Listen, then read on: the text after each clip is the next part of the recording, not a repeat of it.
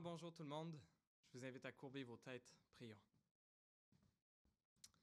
Seigneur notre Dieu, oui, merci de nous avoir envoyé le Rédempteur. Merci Seigneur, toi d'abord, de t'être humilié, d'être venu sur terre.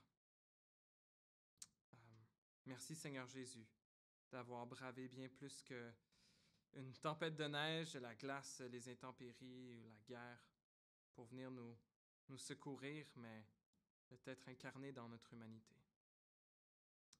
Merci Seigneur pour ce jour du calendrier où on peut particulièrement s'arrêter et méditer sur ta bonté et ton amour.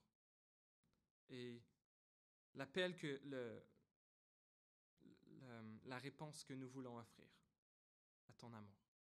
Guide nos cœurs dans ces prochaines minutes alors que nous réfléchissons à ta parole, à ce grand don. Et permets qu'elle touche nos cœurs, Seigneur. Que tu nous transformes, que tu nous changes en contemplant ce don si précieux. Amen.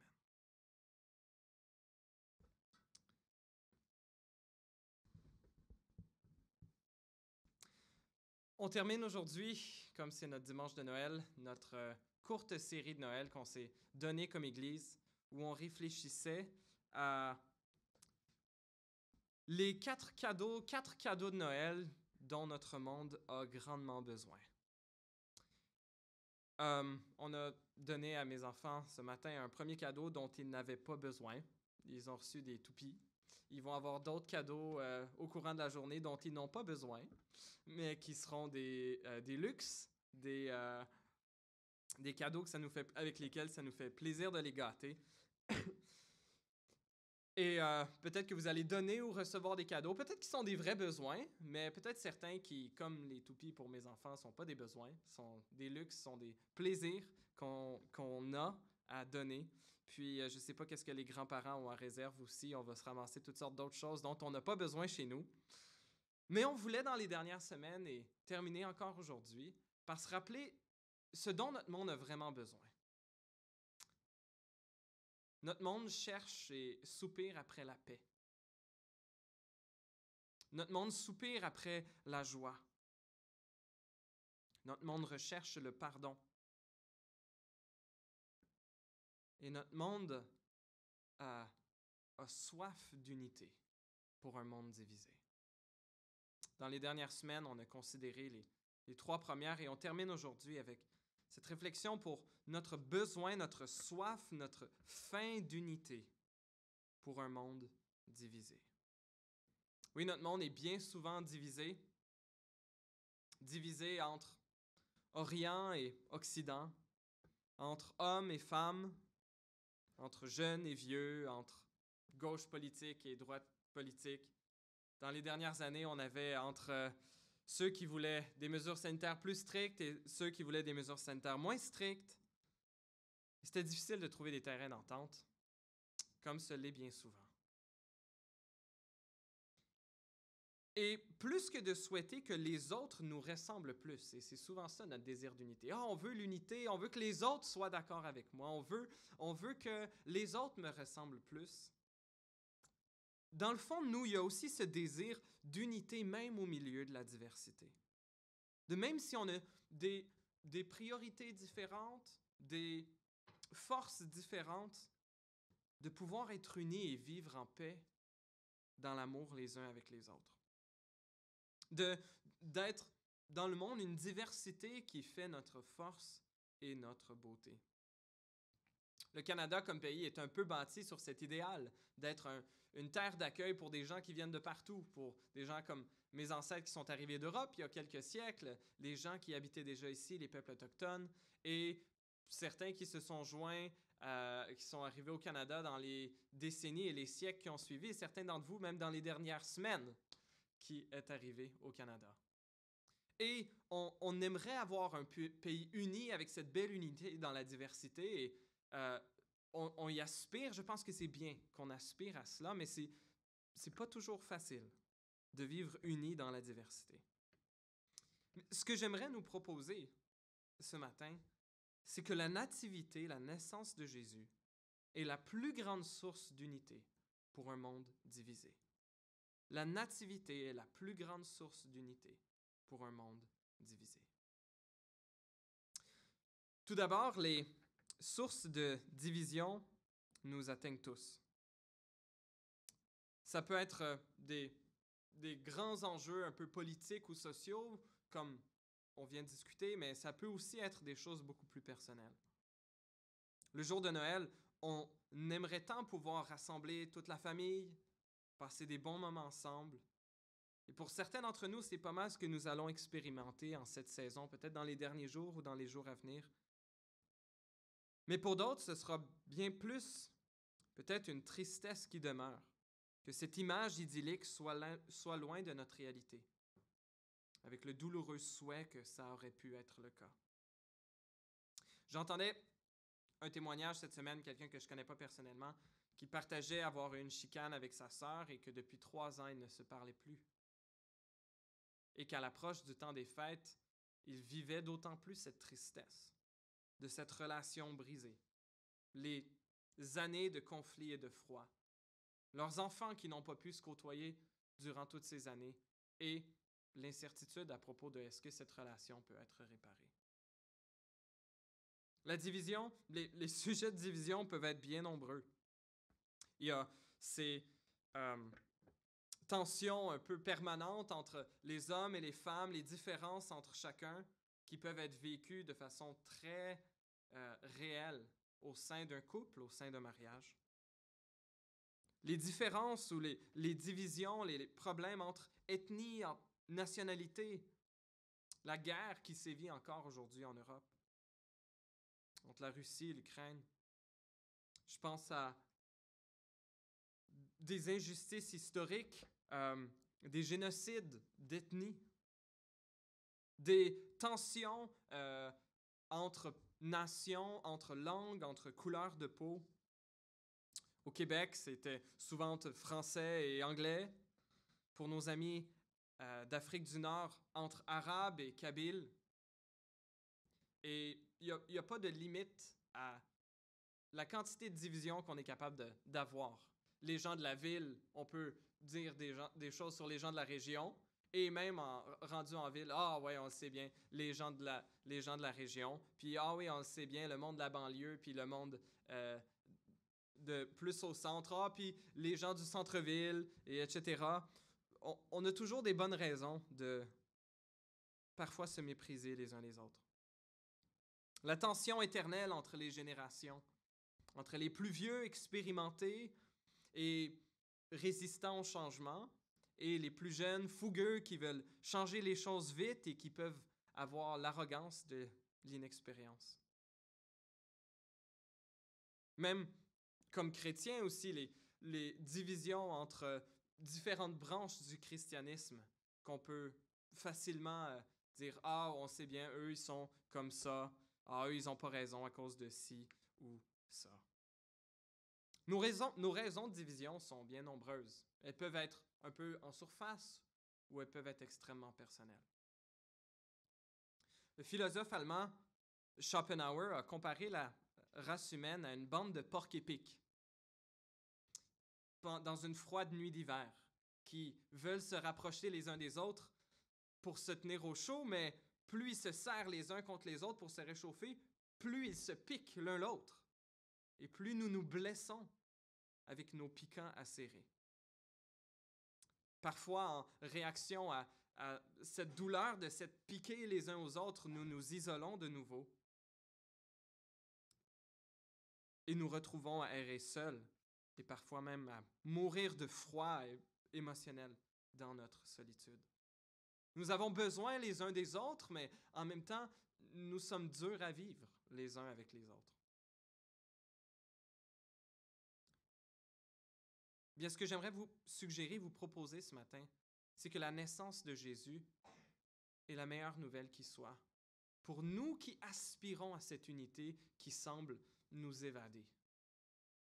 L'Évangile est la plus grande source d'unité qui soit pour des hommes et des femmes et des enfants comme nous qui aspirons à cette unité, mais qui vivons bien souvent de la division.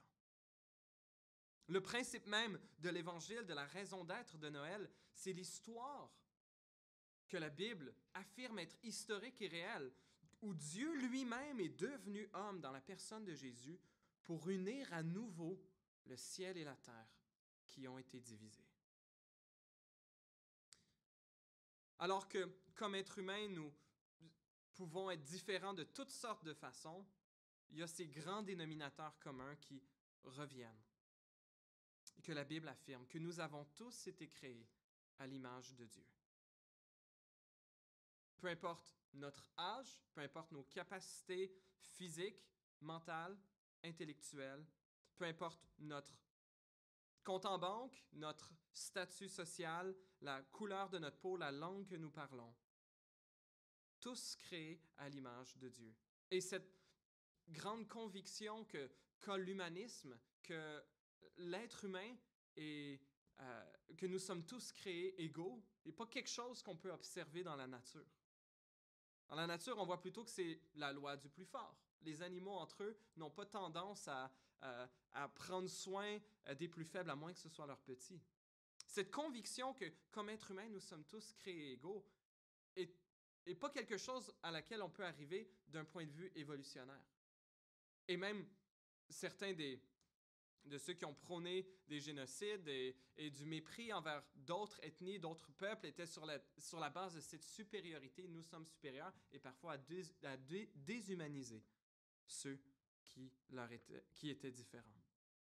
Cette conviction que nous sommes tous créés à l'image de Dieu est précieux à ses yeux et que notre vie est digne d'être vécue et que la vie de chacun, peu importe ses capacités, et ce qui peut rapporter à la société d'un point de vue monétaire ou quel qu'il soit.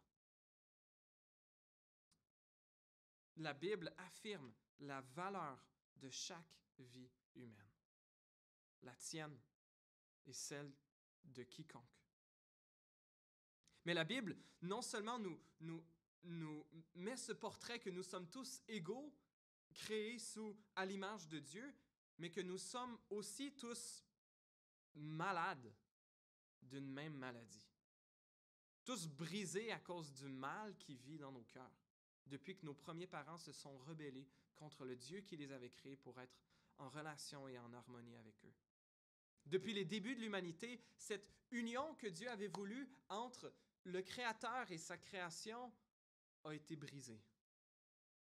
Et nous vivons encore aujourd'hui dans les conséquences de cette déchirure entre le ciel et la terre. Ce désir que nous avons d'être Dieu à la place de Dieu, de fixer par nous-mêmes notre propre chemin, de fixer notre propre moralité ou d'atteindre Dieu selon nos propres capacités et selon nos propres standards. Nous sommes tous séparés de Dieu, ennemis de Dieu, à cause de ce mal que la Bible appelle le péché, qui est en chacun d'entre nous. Alors que nous voulons être près les uns des autres, nous nous blessons les uns les autres et nous sommes en guerre, bien souvent sans le savoir, contre le Créateur. Mais Dieu ne nous a pas laissés dans notre misère, dans cette distance qui perdurerait jusqu'à la fin de ce monde. Dieu a envoyé son Fils. Dieu est venu lui-même dans la personne de Jésus pour s'associer à nous, cette humanité créée à son image, mais Jésus le seul non souillé par la tâche originelle. Celui qui est venu, comme on l'a chanté, comme Mario nous le rappelait, pour se rendre jusqu'à la croix, pour mourir à la place de tous ceux qui placent leur foi en lui. Et non pas pour rester mort, mais pour se relever d'entre les morts, triomphant du péché, de la mort et de toutes les forces maléfiques qui affligent notre monde, triomphant de l'enfer même. L'Évangile est la plus grande source d'unité qui soit parce qu'elle nous rappelle que nous sommes créés à l'image de Dieu, que nous sommes tous déchus, malades, brisés par le péché, mais aussi que nous pouvons être réconciliés avec Dieu avec un même chemin, grâce à une même personne, grâce à Jésus, en plaçant notre foi et notre espoir en lui seul. L'Évangile, en fait, est le grand égalisateur. L'Évangile rabaisse les fiers et les orgueilleux et élève les opprimés et les méprisés. Et nous dit que nous sommes tous incapables d'atteindre les standards de Dieu, que nous sommes tous pécheurs, mais que nous pouvons tous être achetés grâce à un même sacrifice, celui de Jésus. Et même comme chrétiens, nous partageons les plus grandes raisons de faire preuve de patience et d'humilité avec ceux qui ne partagent pas nos convictions. Sachant que si ce n'était de la grâce imméritée de Dieu et de l'élection divine, nous serions au même endroit que tous ceux qui nous entourent, et peut-être même pire. Un texte merveilleux qui parle de l'union que Jésus est venu apporter à ce monde brisé est dans la lettre de Paul aux Éphésiens, dans Éphésiens chapitre 2.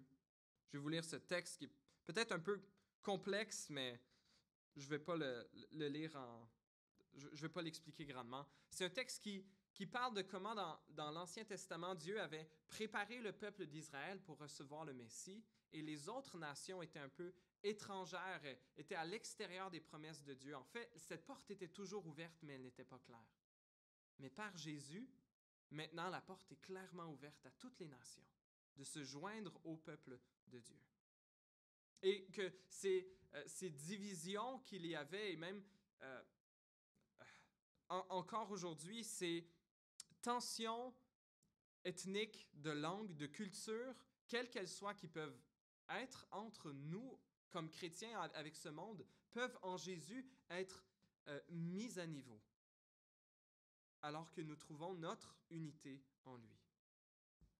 Dans Éphésiens 2, chapitre 11, il dit ceci, et Paul, l'apôtre Paul qui écrit ce texte s'adresse en fait à des gens qui n'étaient pas juifs, qui étaient des païens, c'est-à-dire des gens des non-juifs.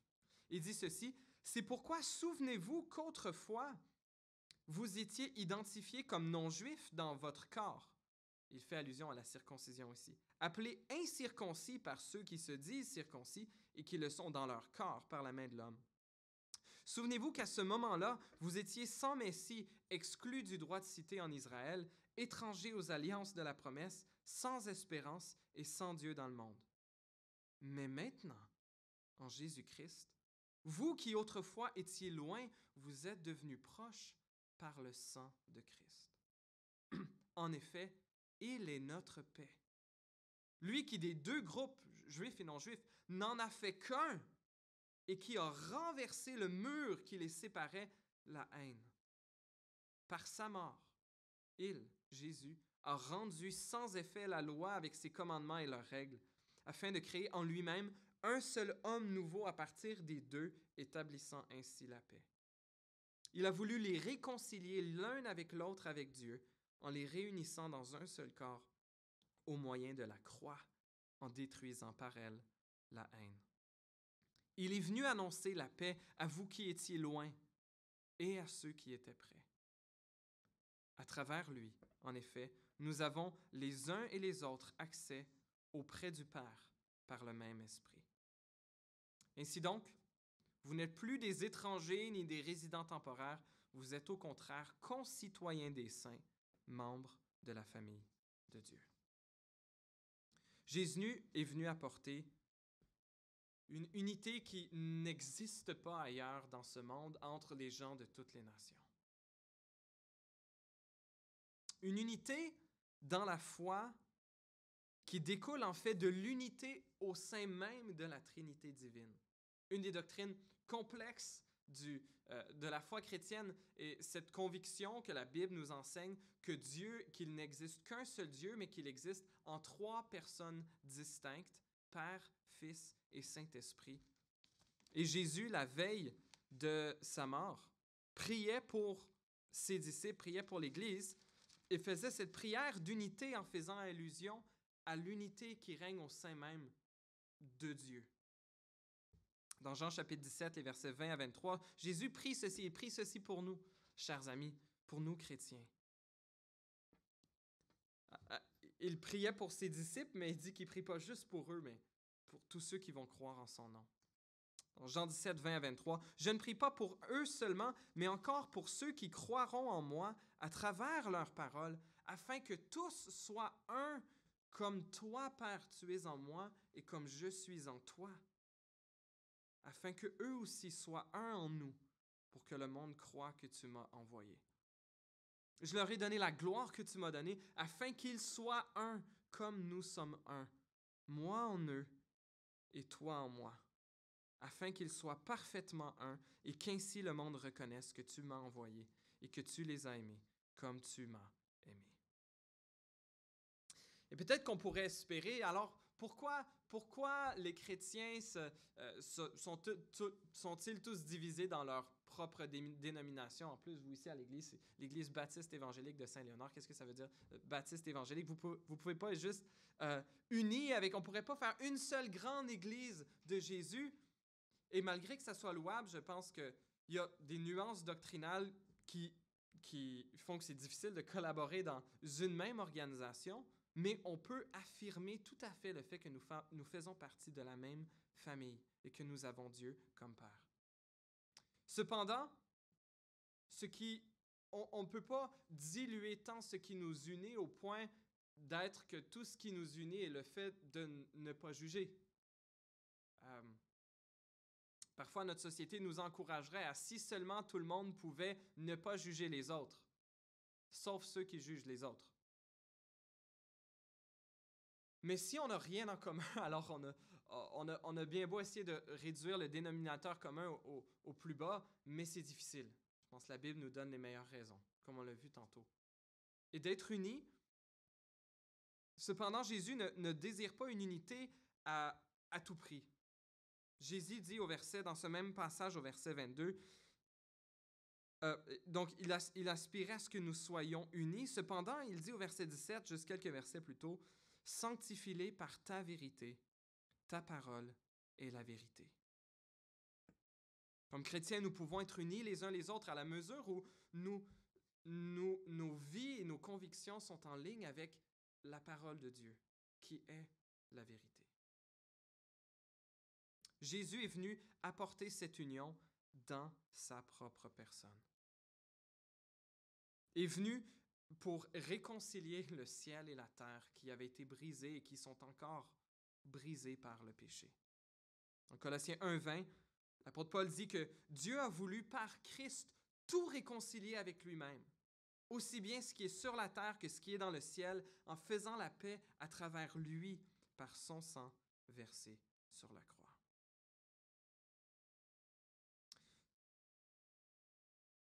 L'Évangile est la plus puissante colle, le plus puissant effet d'unité qui existe pour l'humanité.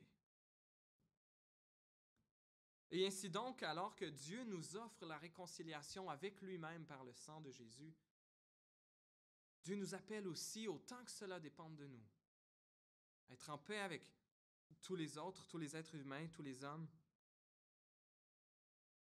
et à nous réconcilier les uns aux autres, autant que cela est possible.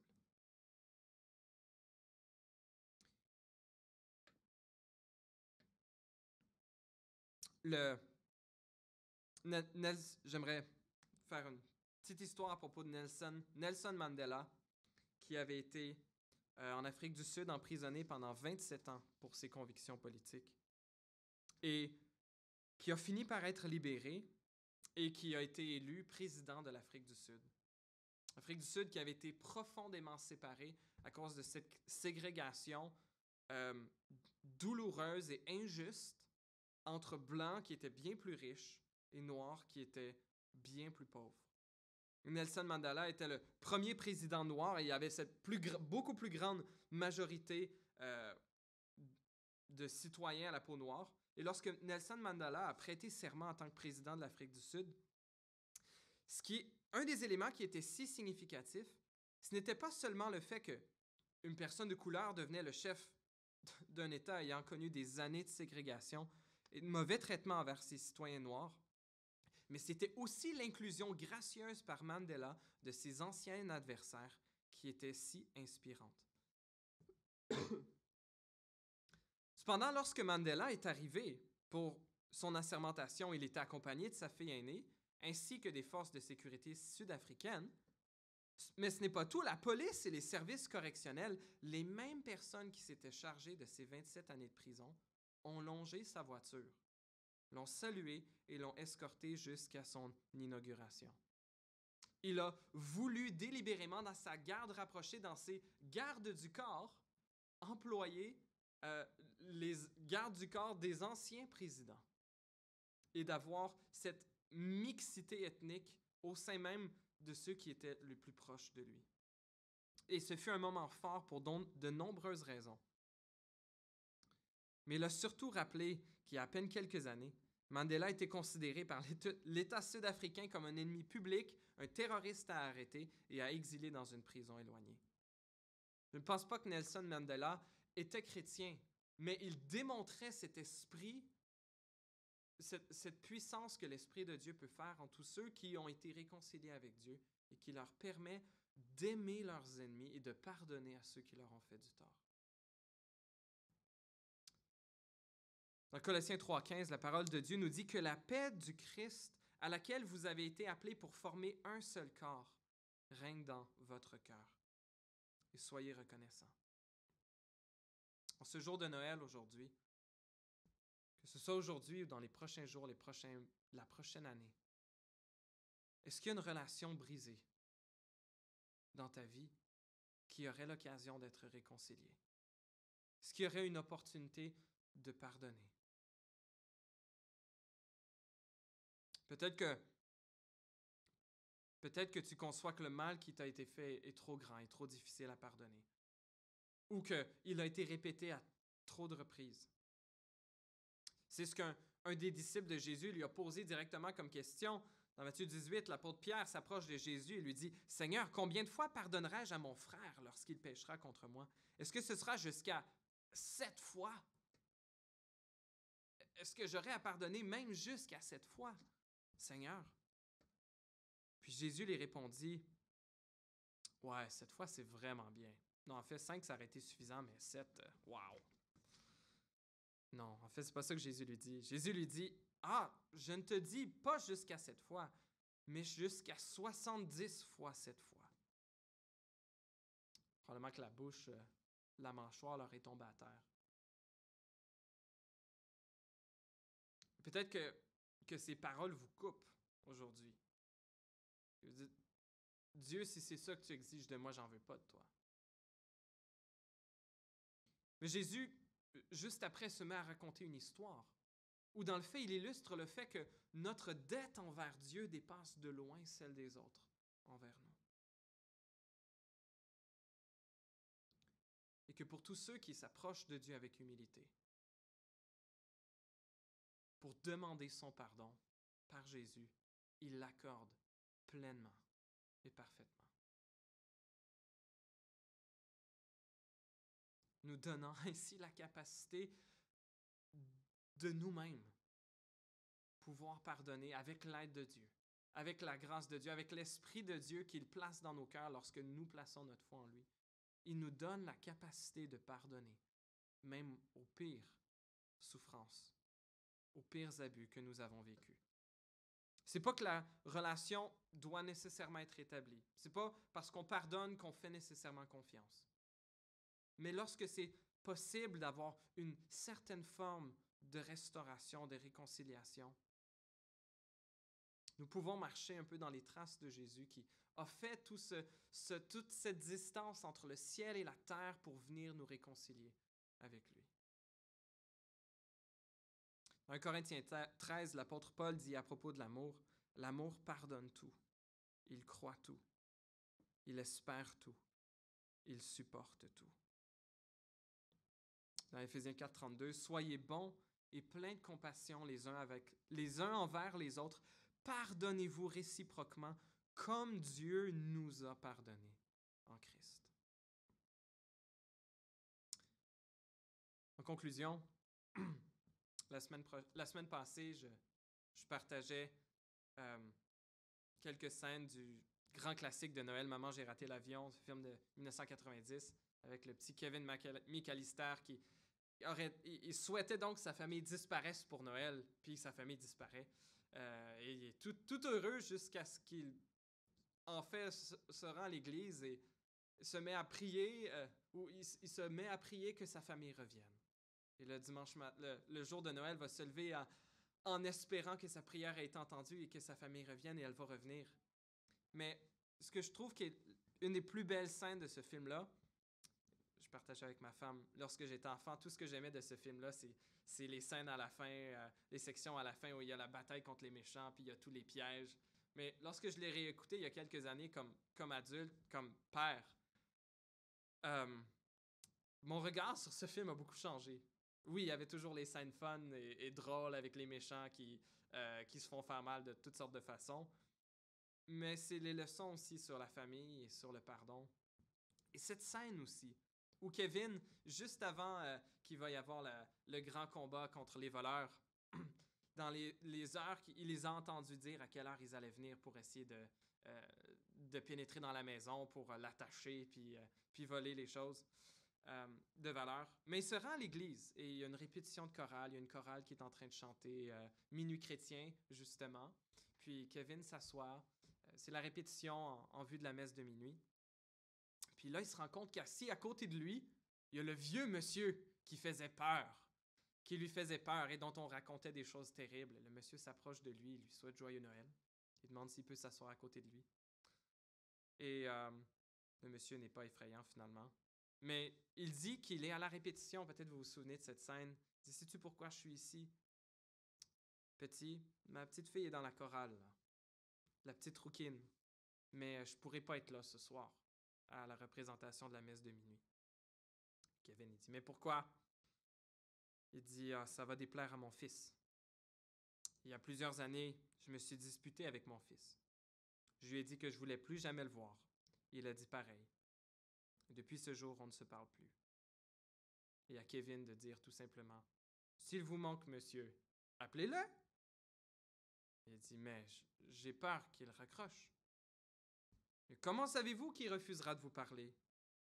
Ah, je ne sais pas, mais j'ai peur qu'il le fasse. Kevin a continué de dire, à mon avis, vous devriez essayer de l'appeler. Tentez le coup. Faites-le pour votre petite fille. Et le monsieur dit qu'il va y penser. Et c'est pas toujours aussi simple que ça. C'est pas toujours aussi simple qu'un coup de téléphone. Mais on voit dans cette dernière scène du film, alors que la famille est réunie, que Kevin regarde par la fenêtre et il voit le grand-papa, le monsieur à qui il a parlé, qui lui faisait peur, qui serre sa petite fille dans ses bras, et son fils et sa conjointe qui s'en viennent passer le jour de Noël, après des années de conflits et de ne pas s'être parlé. Malgré que ce film n'est pas chrétien, malgré ces petites allusions à l'Évangile, je pense qu'il y a là peut-être quelque chose à vous, à certains d'entre vous, de faire pendant ce temps des fêtes. Peut-être que c'est un enfant, peut-être que c'est un parent, peut-être que c'est quelqu'un de lointain. Puis peut-être que c'est pas un simple coup de fil qui peut tout régler. Ou simplement le fait de demander pardon qui peut rebâtir la confiance. Mais ce que Jésus est venu faire le jour de Noël donne la capacité, la puissance à ceux qui se confient en lui de faire ce premier pas, comme Dieu a fait pour nous. Ce premier pas pour venir restaurer une relation, l'humanité brisée avec le ciel. Et de nous unir ensemble les uns aux autres. Ce grand souhait, ce qui va se produire, c'est quand Dieu va unir, oui, ciel et terre, tous sous le même chef, le même roi, Jésus-Christ. Mais nous pouvons déjà sur terre commencer à goûter à cette unité, dans nos relations les uns avec les autres. Alors ce Noël, dans les mois qui viennent, oui, le Seigneur vous appelle à l'union avec lui par la foi en Jésus. C'est pour ça qu'il est né à Noël. Et il nous appelle aussi à la réconciliation avec nos proches, les uns avec les autres, à l'unité dans l'Église et dans notre société, autant que cela dépende de nous, à l'image de Jésus, qui a traversé le ciel et la terre pour venir nous racheter. Joyeux Noël à vous tous, soyez bénis, et que le Seigneur vous garde.